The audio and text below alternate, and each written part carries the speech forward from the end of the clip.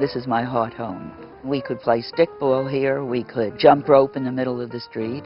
Everybody knew everybody. After my father died, if my mother locked the door, if she did, she left a sign on the door, key in window box.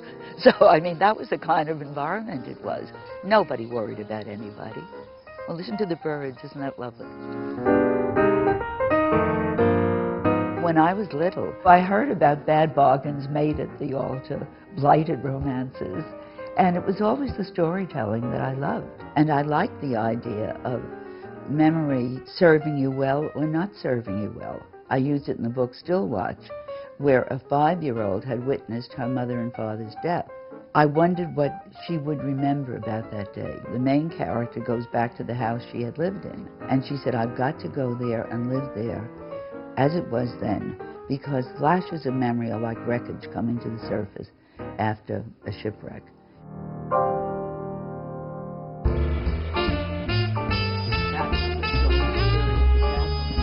The new one is called I'll Walk Alone. It starts with someone going into the confessional, into the reconciliation room at St. Francis of Assisi, and she says, I am involved in an ongoing crime and I cannot stop a murder that I know is going to be committed. And then she said, I should not have said that. Bless me, Father, for I have sinned. And she puts it under the seal of the confessional. When I saw this house, I said, this is it.